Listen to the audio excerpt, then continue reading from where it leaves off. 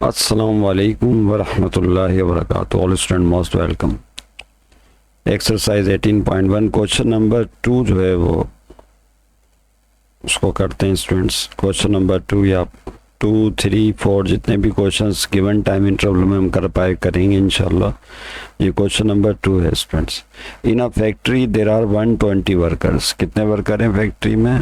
120 workers है। Workers कहते हैं काम करने वालों को, जिनमें मैन भी होंगे वीमेन भी होंगी, लेडीज और जेंट्स होते हैं। इन विच 45 आर वीमेन, जिसमें जो 45 है वो वीमेन है, खवातीन है। एंड रिमेनिंग आर मैन, और जो बाकी बच जाते हैं वो मैन है। तो अब 120 में से 45 माइनस कर दीजिए, तो जो बाकी बचेंगे वो क्या कहलाएंगे? मैन कहलाएंगे। समझ लें बात को। तो आए कह रहे हैं फाइंड द रेशो ऑफ, क्या मालूम करें? फाइंड द रेशो मालूम करें। Find the ratio of man to women. Man और वीमेन के दरमियान रेशो बताएं, पहला पार्ट। फिर वीमेन टू मैन के दरमियान रेशो बताएं कि कितनी खवातीन और मैन के दरमियान क्या रेशो चल रहा है। फिर तीसरे पार्ट में वीमेन टू टोटल वर्कर, और चौथे पार्ट में मैन टू टोटल वर्कर्स। देखिए यहाँ पर 120 वर्कर हैं स्टूडेंट्स, तो इसमें 45 तो वीमेन हो गई, तो बाकी कौन है? मैन है। तो 120 में से 45 माइनस कर दीजिए, तो दिस विल गिव यू 75। तो इसका मतलब है 75 मैन है। अब आपको रेशोस फाइंड आउट करने में बिल्कुल सहूलत हो जाएगी। आइए देखें कैसे होगा। यस, ये मैंने चेंज कर दिया इसको, ये आपके सामने स्क्रीन जिस पर हम काम करेंगे। 120 वर्कर्स हैं, तो इसका एक छोटा सा अगर हम डेटा बना लें तो मेरा ख्याल है ज़्यादा बेहतर रहेगा। जो सॉल्व 120 वर्कर्स हैं,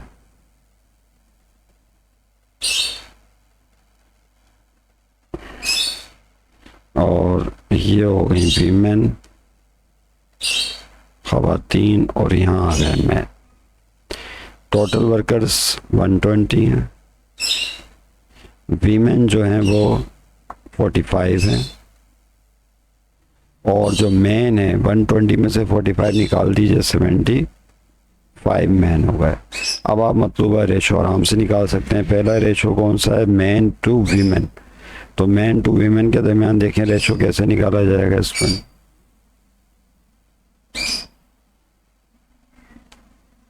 ठीक है, आइए। तो मैन फिर ऊपर चला गया, थोड़ा सा नीचे करना। मैन टू वीमेन पहला पार्ट,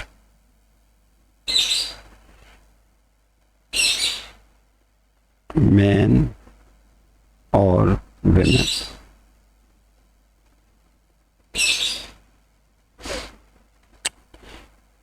मैन कितने हैं बोलिए? 75।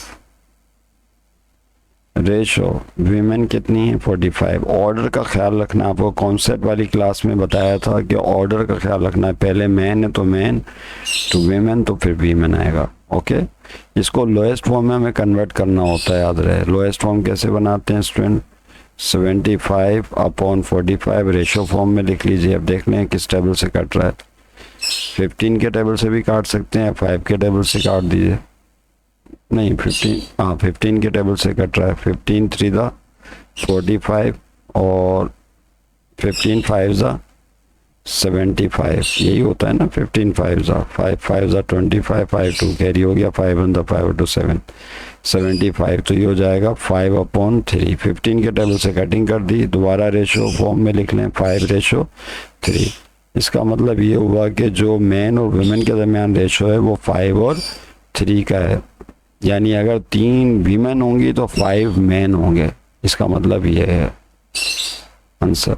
तो मैन ज़्यादा हैं और वीमेन कम है। ओके, सेकंड पार्ट देखें क्या है। सेकंड पार्ट है ये आपके सामने, वीमेन टू मैन। तो यहाँ आ जाएगा वीमेन और आगे क्या आएगा? मैन। तो पहले वीमेन लिख लेंगे स्टूडेंट्स। वीमेन है 45, रेशो मैन है 75। ओके, तो इसमें 45 अपॉन 75 लिख लें। 15 के टेबल से काट दें। 15 3 दा 45, 15 5 दा 75, तो ये हो जाएगा 3:5। इसका मतलब है कि 3 वीमेन है और 5 मैन है। तो अजीब आसान सा सवाल है, थोड़ा बोरिंग भी लग रहा है। चलें बहरहाल, उसके बाद देखें क्या होगा। वीमेन टू टोटल वर्कर, याद रहे कि इस दफ़ा बारी है वीमेन टू, ये वीमेन उसका रेशो लेना है टोटल वर्कर के साथ। तीसरा part, women to total workers.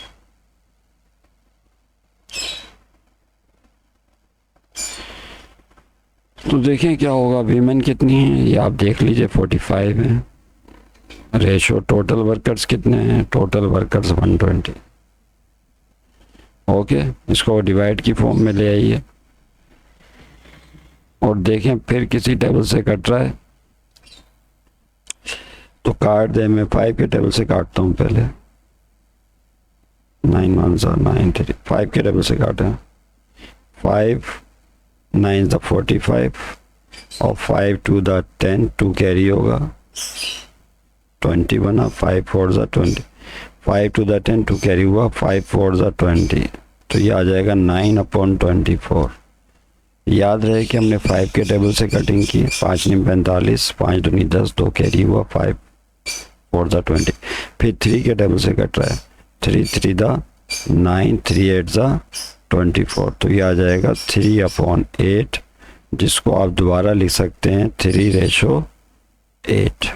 देख लो मैं नज़र आ रहा है, हाँ नज़र आ रहा है, 3:8। तो ये है, इसका मतलब है कि वीमेन 3 हैं तो टोटल वर्कर कितने हैं, 8 हैं। तो टोटल वर्कर्स के साथ इस टाइप का रेशो बनेगा 3:8। This will be your answer. तो ये आपका जवाब हो जाएगा। आखिर में मैन टू टोटल वर्कर्स हैं, क्या है, man to total workers.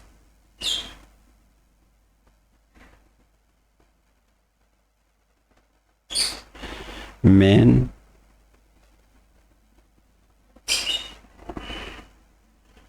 To total workers.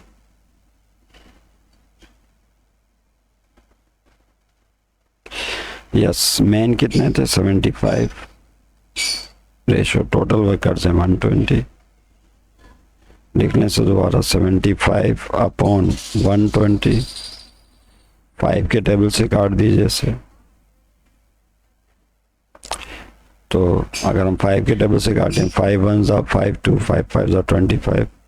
इसे काटें 5 2 10, 2 कैरी होगा, 5 4 25। तो ये हो जाएगा 15/24। मज़ीद देखें किसी टेबल से कट रहा है या 3 के टेबल से कट रहा है।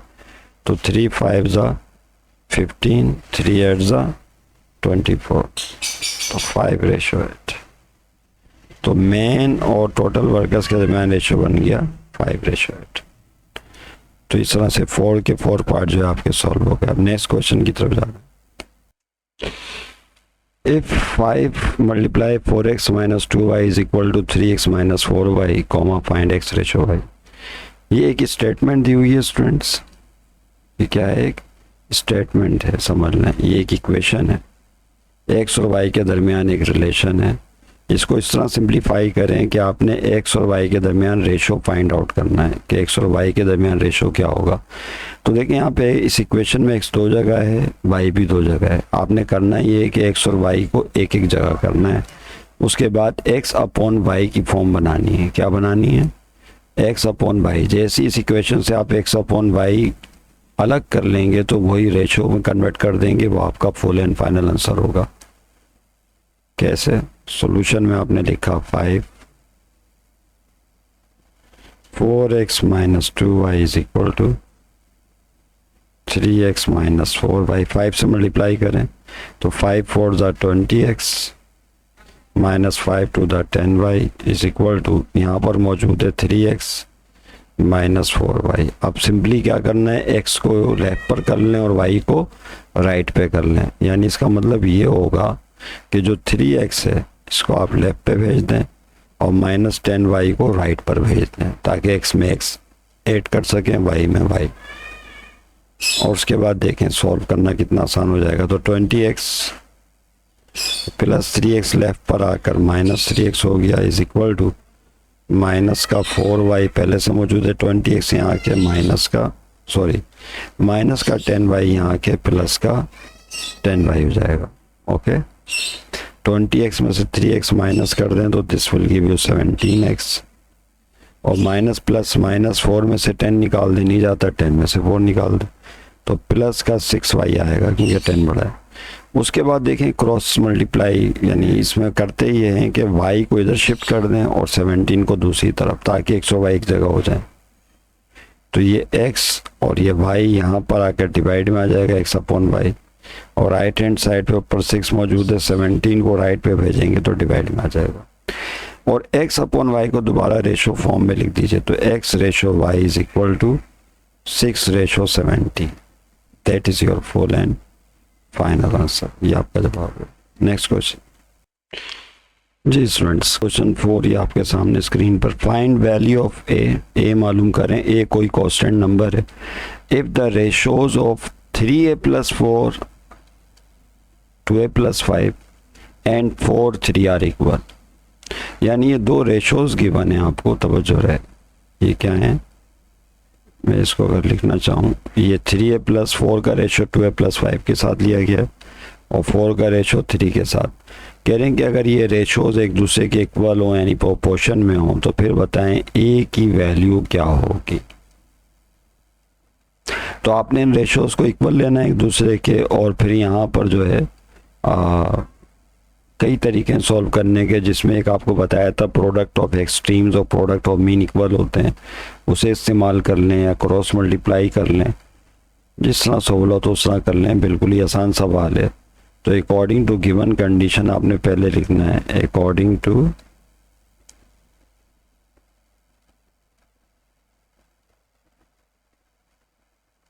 गिवन कंडीशन, जो कंडीशन गिवन है उसके मुताबिक यूज कर लें। क्या कंडीशन दी हुई है, 3a + 4 ratio 2a + 5 that is equal to 4 ratio 3। अब यहाँ क्या करना होगा स्टूडेंट, हमें रेशो का मतलब होता है डिवाइड, तो इसको अपॉन की फॉर्म में लिख लें, यानी 3a + 4 अपॉन 2a + 5। एक तरीका तो ये है, या हम एक और इसको लिख सकते हैं 4 रेशो 3, यानी 4 अपॉन 3 ऐसे लिख लें। उसके बाद क्रॉस मल्टीप्लाई कर लें। एक तरीका और है जिसमें एक्सट्रीम्स और मीन्स का प्रोडक्ट लेकर सॉल्व करते हैं, तो वो भी एक तरीका है। तो बहरहाल मैं इस तरीके से कर रहा हूँ, रेशो को पहले अपॉन की फॉर्म में तब्दील किया, उसके बाद क्रॉस मल्टीप्लाई कर रहे हैं। क्रॉस मल्टीप्लाई में स्टूडेंट क्या होता है, आप जानते हैं कि ये जो 3 है ये यहाँ आ जाएगा 3a + 4 के पास, और 2a + 5 वाली ब्रैकेट यहाँ चली जाएगी 4 के पास। इसको क्रॉस मल्टीप्लाई कहा जाता है। क्या कहते हैं, क्रॉस मल्टीप्लाई। तो देखिए क्या हो जाएगा, यस 3a + 4, 3 यहाँ आ गया, 3 यहाँ आ जाएगा इज इक्वल टू 4 और 2a + 5। 3 से मल्टीप्लाई कर लीजिए, तो 3 3 दा 9 है, प्लस 3 4 ज़ा 12। यहाँ 4 से मल्टीप्लाई करें, 4 2 दा 8 है, प्लस 4 5 ज़ा 20। अब a को एक तरफ कर लीजिए ताकि ये निकाल सके, तो 9 है प्यारा, 8a को लेफ्ट पर भेज देंगे तो माइनस का 8 हो जाएगा, इज इक्वल टू 20 पहले से मौजूद है, प्लस 12 यहाँ के माइनस का 12 हो जाएगा। 9a में से 8a गया तो a रह जाएगा, 20 में से 12 माइनस करेंगे तो क्या आएगा, 8 आएगा। हाँ 8 ही आएगा भाई, तो a की वैल्यू क्या आ गई, 8 आ गई। This will be your full and final answer. Question solve करने के दौरान किसी किस्म की कोई गलती हो गई हो बोलने के दौरान तो उम्मीद है आप नज़रअंदाज कर देंगे। Thank you very much. Next class में जो बात होगी वो उसको आप एक नज़र देख लें प्लीज़, कि हम क्या गुफ्तगू करने वाले हैं नेक्स्ट क्लास में।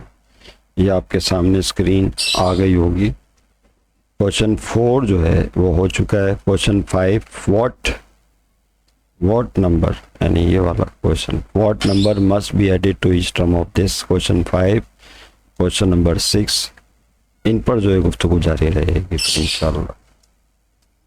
Thank you very much. खुदा हाफिज़।